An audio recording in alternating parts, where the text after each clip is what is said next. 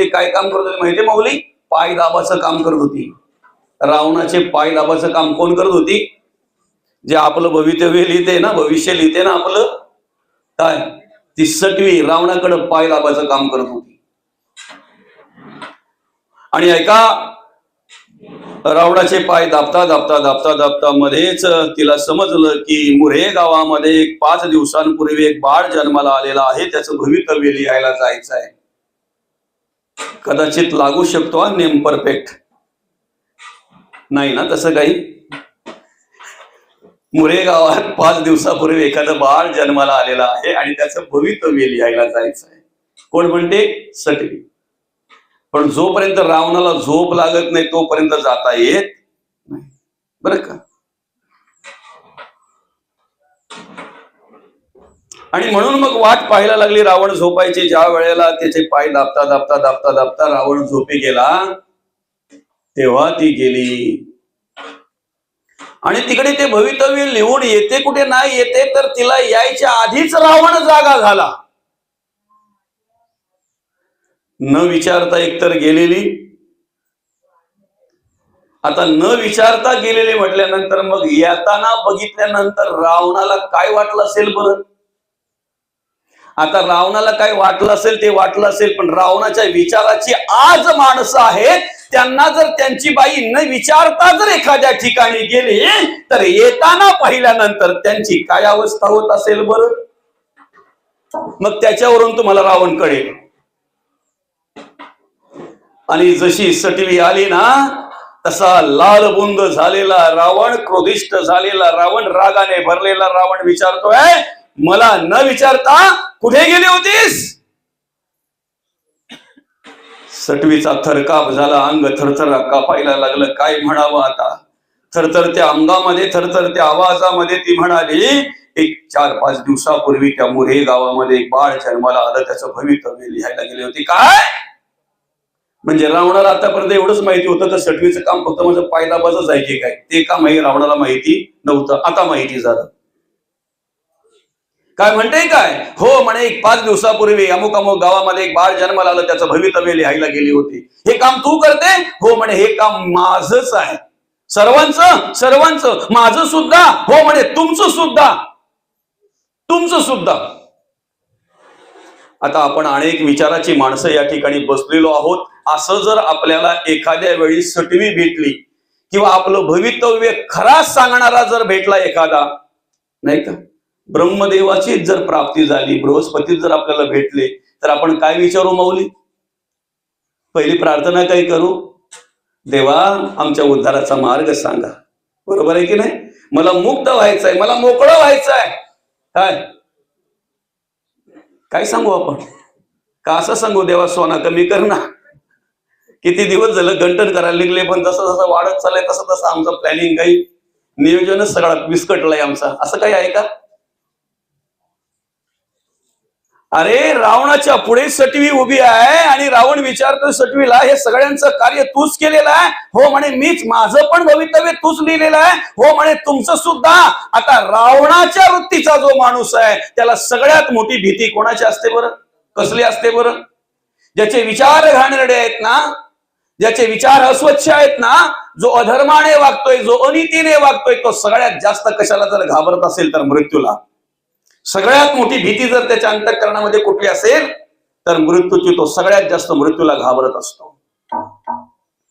आणि म्हणून रावणाने विचारलं, सांग माझा मृत्यू कधी आहे? कधी आहे माझा मृत्यू? त्यावेळेला सटवीने सांगितलं थरथरत्या आवाजामध्ये, अजराजाचा पुत्र दशरथ. म्हणजे त्यावेळेला कोण कार्य करत होता? अजराजा. अजराजाचा पुत्र दशरथ, दशरथाचा पुत्र श्रीराम, श्रीरामाच्या हातून तुझा मृत्यू आहे. एवढं ऐकल्या बरोबर रावण बोलतो, पुसून टाकत्या. काय लिहिलंय त्या सगळं खोडून टाक. तेव्हा ती बोलते, लिहायचं साधन माझ्याकडे आहे, खोड रबड माझ्याकडे नाही. ते पुसायचं, ते मिटवण्याचं, ते खोडायचं साहित्य माझ्याकडे नाही. मग ते डिपार्टमेंट बृहस्पतीकडे आहे, त्याच्यामध्ये बदल करण्याचा अधिकार त्यांचाच आहे. आणि मग तेवढ्याच क्रोधाने तेवढ्याच रागाने तसाच लालबुंद झालेला रावण बृहस्पतीकडे निघाला. ऐकताय ना? पहिला विषय काय माहितीये का? गुण आपले कर्मावर अवलंबून आहेत. ऐकताय ना? कर्म इंद्रियाधीन आहेत, इंद्रिय मनाधीन आहेत. त्या मनाला चांगलं बरं वाईट कळत असताना सुद्धा तो वाईट कर्म करतो. त्याला कारण काय? तो विषयाधीन आहे, तो वासनेअधीन आहे, तो अभिमानाधीन आहे, तो अहंकाराधीन आहे. हा विषय स्मरणात ठेवा, हा दृष्टांत ऐकताना. आणि तसाच लालबुंद झालेला रावण झपाझप पुढे निघाला. कुठे? बृहस्पतीकडे. ज्या वेळेला बृहस्पतीने बघितले लांबूनच रावण येत आहे, लालबुंद झालेला आहे, क्रोधिष्ठ झालेला आहे, रागाने भरलेला आहे, सर्वज्ञ असलेल्या सर्व जाणत्या असलेल्या त्या बृहस्पतीने जाणलं, ओळखलं याला काय म्हणायचं आणि काय घेऊन कशासाठी इथपर्यंत आलेला आहे. रावण जवळ आल्यानंतर रावणाचा एकही शब्द न ऐकता बृहस्पतीने सांगितलं, समोर जी खोली आहे ना ती बंद खोली आहे, काला कुट्ट अंधार आतमध्ये आहे, त्या खोलीचा दरवाजा उघड. कोणाला सांगितलं? रावणाला. कोणी सांगितलं? बृहस्पतीने सांगितलं. दरवाजा उघड त्या खोलीचा. रामाच्या विचाराचा माणूस असेल तर पहिली कडी वाजवतोय, बरोबर ना? रामाच्या विचाराचा माणूस असेल तर आवाज देतोय, अगं ये ऐकलंस का? आणि जर त्यांचं काही झालं असेल तर मग पोरांच्या नावात आवाज देतोय, नाही का? होते कधी कधी एका मांडीवर भांडी ठेवायची म्हणजे भांड्याला भांडा लागतो का? लागतो. तरी सुद्धा आम्हाला त्या आमच्या संसाराचा स्वाभिमान आहे, आनंद आहे, आनंद आहे आम्हाला. का माहिती आहे? सगळ्या महिलांची एकच तक्रार आहे, आमच्या यांना काही कळत. खरंय का खोट आहे? खरंय का खोट आहे? मला एक तरी इथं बसलेल्या बाईपैकी हात वरती करून सांगावा की मी माझ्या आयुष्यात हा शब्द माझ्या मुखातून कधी निघलाच नाही, माझ्या तोंडातून कधी निघलाच नाही. आमच्या यांना काही कळत नाही. सगळ्या महिलांची तक्रार आहे. खरं आहे की खोटं आहे माऊली? खरं आहे ना? खरं आहे ना? आणि सगळ्या पुरुषांची तक्रार आहे, आमच्या हिला काही आमची ही जरा ना थोडीशी डोक्यामध्ये, कधी कधी पुरुष पटकन बोलून पण जातात, महिलांना थोडीशी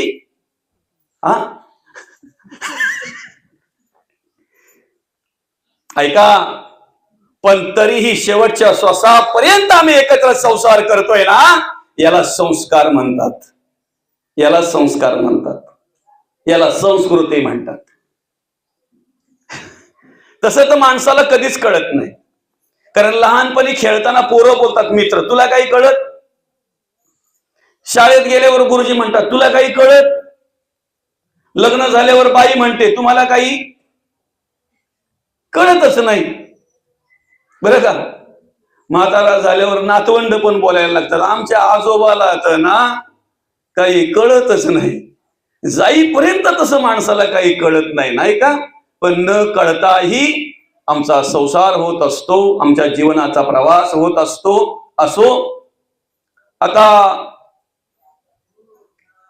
रामाच्या विचाराचा जो माणूस आहे तो पहिलं बेलचं बटन बघतो, कुठे आहे का? बेल नसेल, कडी वाजवतोय, आवाज देतोय, मुलांच्या नावाने आवाज देतोय, तिच्या नावाने आवाज देतोय, दरवाजा उघडेपर्यंत तो अशा प्रकारचे प्रयत्न करत असतोय. पण रावणाच्या वृत्तीचा जो माणूस आहे, फक्त कल्पना करा माऊली, तो कामाला गेलाय, रोज सकाळी 7 वाजता जातो, संध्याकाळी 8 वाजता येतो.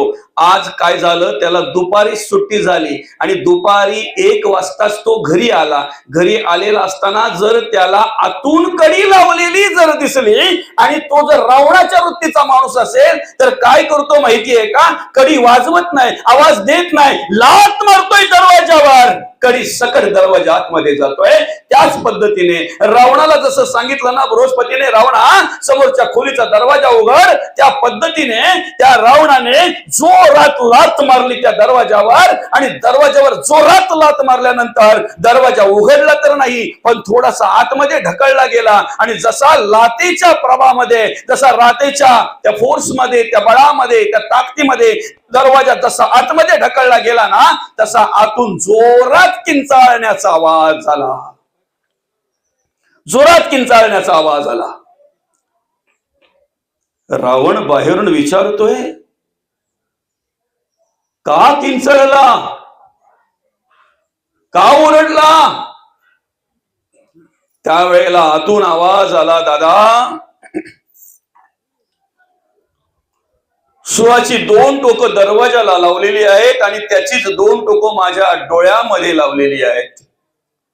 जेव्हा तू दरवाजावर लात मारली ना, त्यावेळेला तो दरवाजा आतमध्ये ढकलला गेला. तसा दरवाजा आतमध्ये ढकलला गेला, तशी ती सुळाची 2 टोकं माझ्या डोळ्यामध्ये खुपसली गेली, टोचली गेली, वेदना झाल्या, आणि म्हणून मी किंचाळलो, म्हणून मी ओरडलो, त्रास झाला म्हणून ओरडलो.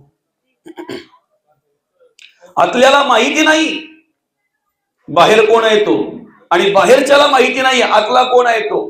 पण बाहेरचा आतल्याला विचारतोय, कोण? रावण आतल्याला विचारतोय, तुझी इथून सुटका कधी?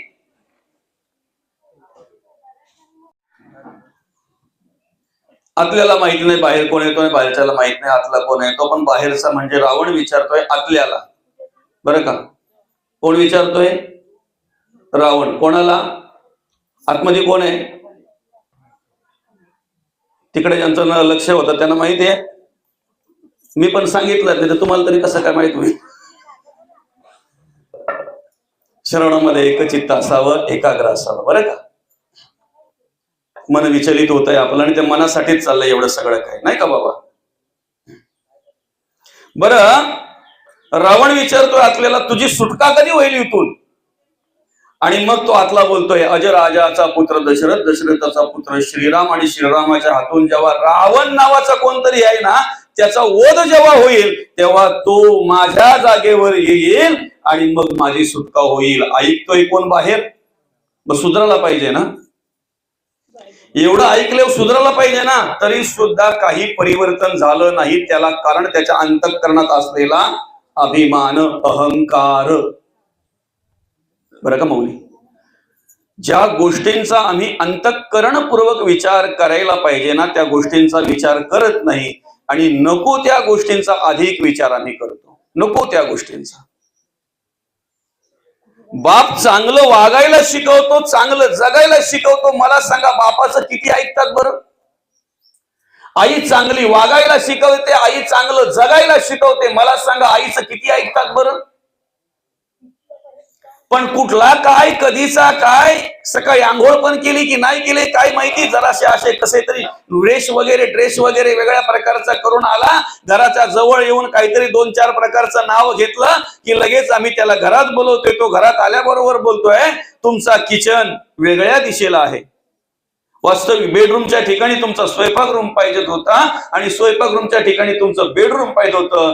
कुठला ना काय आलेला अनोळखी फक्त एवढा सांगून जातोय, आम्ही आमच्या घराच्या भिंती बदलून टाकतो, आम्ही आमच्या घराचं नियोजन बदलून टाकतो. आमची गती जी आहे ना, ती घराच्या दरवाजाच्या दिशेवर अवलंबून नाही. आमच्या आयुष्याची जी दशा होते ना, ती आमच्या कर्माच्या दिशेवर अवलंबून आहे, आमच्या विचाराच्या दिशेवर अवलंबून आहे. आमच्या जीवनाचा प्रवास कुठल्या दिशेने होतोय ना, याच्यावर अवलंबून आहे. जर दशा थांबवायची असेल तर घराच्या दिशा बदलू नका, आपल्या वागण्याच्या आणि जगण्याच्या दिशा बदला. ज्या दिवशी बदलाल ना, त्या दिवशीच परिवर्तन झाल्याशिवाय राहणार नाही. त्याच दिवशी परिवर्तन झाल्याशिवाय राहणार नाही. आम्ही दिशा बदलायला जातो नाही. बाहेरचं काही सांगा ना बदल करायला, लगेच माणूस बदलतोय.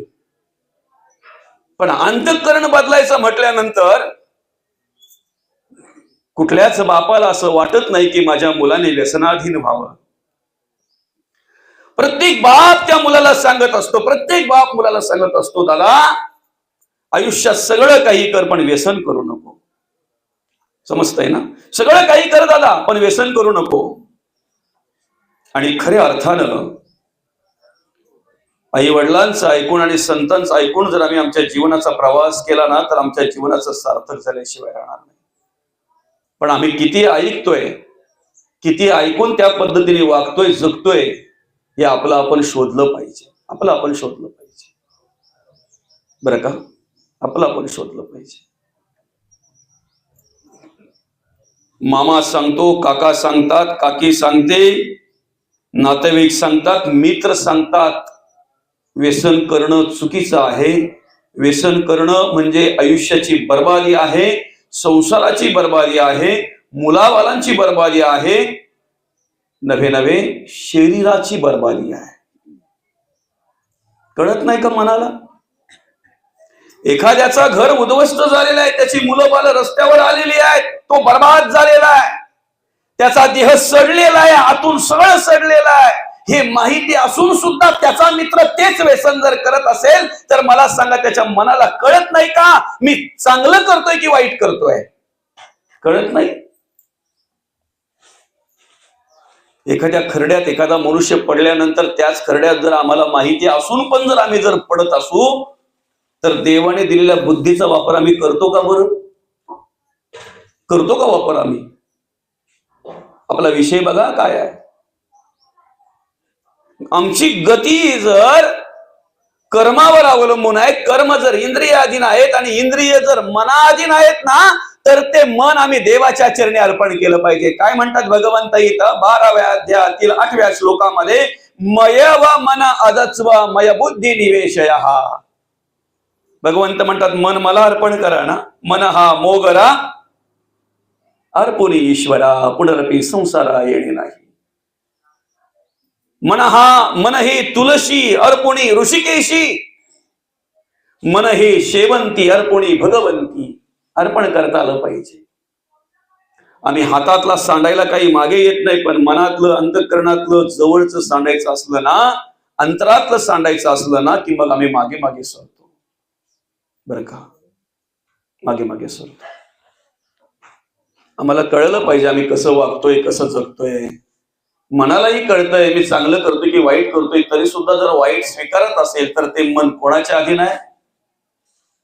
आणि आम्हाला उद्ध्वस्त करणारे अनेक आहेत. तुम्ही जो क्षेत्र निवडताय ना माऊली, त्या क्षेत्रामध्ये जर तुमची प्रगती होत असेल तर तंगड्या खेचणारे किती आहेत बरं? किती आहेत? तुमच्या अधोगतीसाठी चिंतन करणारे किती आहेत बरं? तुम्ही बर्बाद व्हावेत याची वाट पाहणारे किती आहेत बरं? असंख्य.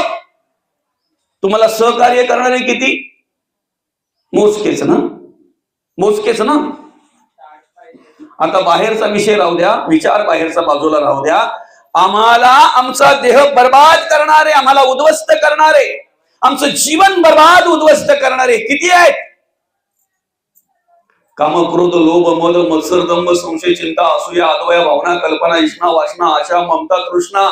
दम लागला, थांबतो आता. किती आहेत? आणि एक एक विषय अनेक विषयातून येत असतो. एक एक वासना अनेक वासना घेऊन येत असते माऊली. एक वासना जर आली ना, तिच्या मागे अनेक वासना असतात. एक विषय आला त्याच्या मागे अनेक विषय असतात, बरं का? आम्हाला विचाराने जर बदलायचं असेल तर पहिला यांचा विचार केला पाहिजे. विषय काय आहे माहितीये का? आम्ही दुसऱ्याचं दुःख सुद्धा सुख म्हणून स्वीकारतोय. दुसऱ्याचं दुःख सुद्धा सुख म्हणून स्वीकारतोय, सुखाने पाहत असतोय आम्ही. म्हणजे दुसऱ्याच्या दुःखाचा सुद्धा आम्हाला आनंद वाटत असतो. दुसऱ्याचा दुःख सुद्धा आम्हाला आनंद वाटत असतो. साधं उदाहरण आहे बघा.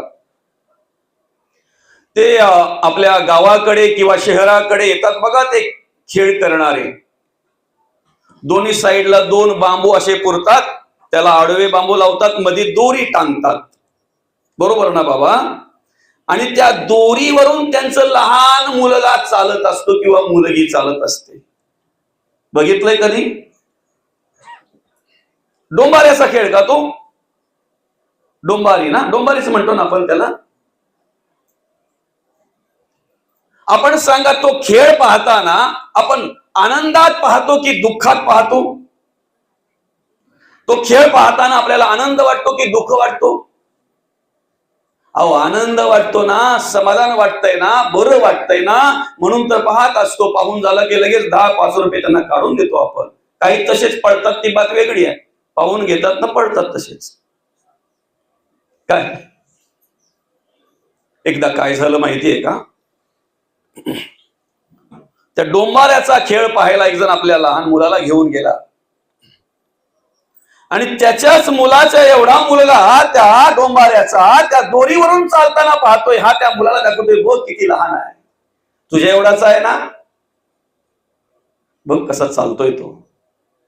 त्या मुलालाही आनंद वाटलं, त्या बापालाही आनंद वाटला. तो पाहतोय, अरे वा वा वा वा, मस्त मस्त मस्त मस्त चालतोय. बरं का, ह्या बाजूशी त्या बाजूला ज्या वेळेला गेला ना, अलीकडून पलीकडे ज्या वेळेला तो मुलगा पोहोचला ना, त्यावेळेला सगळ्यांनी टाळ्या वाजवल्या, सगळ्यांनी टाळ्या वाजवल्या. बरं का, कोणी 5 रुपये 10 रुपये काढून दिले. ज्याच्या हाताला लहान मुलगा होता ना, त्या मुलाला घेऊन तो त्या महिलेकडे गेला आणि त्या महिलेच्या हातात 10 रुपये देऊन आणि पुन्हा विनंती करतोय, ताई, ए बाई, आम्हाला पुन्हा एकदा हा खेळ पाहायचा आहे, पुन्हा एकदा हा खेळ पाहायचा आहे. बरं का, आता खरं तर ज्या वेळेला तो मुलगा त्या दोरीवर चालत असतो ना, त्यावेळेला आपल्याला आनंद वाटत असतो, आपण सुखाने आनंदाने पाहत असतो. पण जिचा मुलगा त्या दोरीवर चालतो ना, ती पण आईच आहे ना दादा, आईच आहे ना. त्या आईला बरं वाटत असेल का, आनंद वाटत असेल का? अहो जसं जसं तो पुढे पुढे एक एक पाऊल टाकतोय ना, ती जोरा जोरात ढोलकी वाजवत असते. तिच्या जवळ जे काही वाद्य असते ते जोरा जोरात वाजवत असते. आनंदाने नाही, रागाने वाजवत असते, घाबरलेली असते. जर माझ्या मुलाचा पाय बाजूला गेला, तोल जर बाजूला गेला, तर एवढ्या वरून माझा मुलगा खाली पडेल, आणि जर वरून एवढ्या जर माझा मुलगा खाली पडला तर त्याला कमी लागेल, पण आईला जास्त लागलं जात. ऐकताय ना? जेव्हा त्या माणसाने 10 रुपये काढून त्या बाईच्या हातामध्ये टेकले आणि विनंती करतोय, आई, ताई, बाई, अगं परत आम्हाला तो खेळ पाहायचा आहे, माझ्या मुलाला खेळ पाहायचे, मला परत तो खेळ पाहायचा आहे, हे 10 रुपये अजून घे, पण पुन्हा एकदा तुझ्या मुलाला चालायला सांग. तेवढ्या जमलेले पैसे सगळे ती बाई त्या बाप्याच्या हातात, त्या माणसाच्या हातात देते आणि सांगते, दादा, हे जमलेले सगळे पैसे तुला घे, फक्त माझ्या मुलाच्या ऐवजी तुझा मुलगा तिथे दे. समजतंय ना? जीवनाचा प्रवास करत असताना ही बुद्धी आमच्याकडे उत्पन्न होते ना, दुसऱ्याचं दुःख सुद्धा आम्ही सुखाने पाहत असतो. ज्या दिवशी तो मुलगा चालायला जाईल आणि चालण्याच्या आधी, पाऊल टाकण्याच्या आधी आमच्यासारखी माणसं जर तिथे पाहायला असतील ना, तर त्याला खाली उतरवून न पाहता ज्या दिवशी त्या माय माऊलीला पोटापुरतं जे काही अन्न असेल ते देऊन बाजूला होतील आणि विनंती करतील, ताई, तुझ्या पोटाची खळगी भरावी म्हणून ते हे सगळं करते ना, तुला 4 पैसे मिळावे म्हणून तू हे सगळं करते ना, हे 4 पैसे घे आणि घरी जाऊन निवांत बस. त्या मुलाला त्या दोरीवर चालवायला लावू नको. खऱ्या अर्थानं तेव्हा आमच्याकडून परमार्थ घडेल, भक्ती घडेल. त्याला भक्ती म्हणतात, त्याला परमार्थ म्हणतात. आणि ती भक्ती, तो परमार्थ जर आम्हाला करायचा असेल तर आम्ही आमचं मन, काय आवडतंय बरं मनाला आमच्या, चांगलं का वाईट? जिथे मनाचं मनोरंजन असेल ना, तिथे मन किती गुंतून जाते, एकरूप होते, नाही? आणि मनाची व्याख्या सांगत असताना, मनाची ओळख करून देत असताना कवयित्री म्हणतायत, मन वढाय वढाय उभ्या पिकातील धूर. बरं का, जगद्गुरु तुकोबा म्हणतायत, आधी मन घेई हाती. मनाला सांगितलेलं आहे, नको नको मना गुंतू माया जाळी. शिकवण कोणाला आहे? मनाला आहे. सांगितलंय कोणाला? उपदेश कोणाला केलाय? मनाला उपदेश केलाय. कारण आमचं मन जर देवाच्या चरणी असेल, परमार्थ करत असेल, भक्ती करत असेल, भगवंताच्या नामस्मरणामध्ये जर तल्लीन झालं असेल, तर कर्म उत्तम घडतील. आणि कर्म जर उत्तम घडली तर निश्चित आम्हाला सद्गती प्राप्त झाल्याशिवाय राहणार नाही, आम्हाला चांगली गती प्राप्त झाल्याशिवाय राहणार नाही. अर्थात आम्हाला सुख प्राप्त होईल, आम्हाला समाधान प्राप्त होईल. आमच्या जीवनाचा समतोलच मनावर अवलंबून आहे.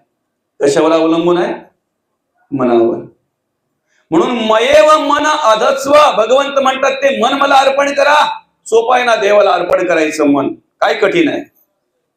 देवाला मन जर अर्पण करायचंय तर सोपं आहे ना. वस्तू आपण सहज अर्पण करतो की नाही? फळं कोणी आणल्यात? देवाने की आपण? आंब्याला आंबे आणले, चिकूला चिकू आणले, पेरूला पेरू आणले, सफरचंदाला सफरचंद आणले, कोणी? देवाने की आपण? कोणाचं कोणाला देतोय आपण? देवाचं देवाला देतोय ना, तरी सुद्धा भाव कोण खातोय? आपणच बोलतो ना देवाची करणी आणि नारळातच ना, नारळात पाणी बोलतो की नाही आपण? दुसऱ्या तिसऱ्या माळ्यावर जर आपल्याला पाणी न्यायचं असेल तर त्यासाठी पंप लावावा लागतो, तो पण तेवढ्या कॅपॅसिटीचा असेल तर ठीक आहे, तर पाणी पोहोचलं जातंय. मला सांगा, 3-4 माळ्याच्या उंचीवर असलेल्या एखाद्या नारळामध्ये जर त्या ठिकाणी पाणी पोहोचवत असेल तर आम्ही मान्यच केलं पाहिजे देवाचीच करणी. मग तो नारळ आम्ही देवाला देताना, तो श्रीफळ आम्ही देवाच्या चरणी अर्पण करताना, एक श्रीफळ अर्पण करतो पण काय काय मागतो? फळं आम्ही देवाला अर्पण करतो, काय काय मागतो? ऐका, 5 फळं देता देता, अर्पण करता करता, शब्द स्पर्श रूप रस आणि गंध हे विषय पंचक आम्हाला त्या ठिकाणी अर्पण करता आलं पाहिजे. वाचा पाणी पाद शिक्षण आणि गुद हे कर्मेंद्रिय पंचक त्या ठिकाणी अर्पण करता आलं पाहिजे. प्राण अपान व्यान उदान आणि समान हे प्राणपंचक आम्हाला त्या ठिकाणी अर्पण करता आलं पाहिजे.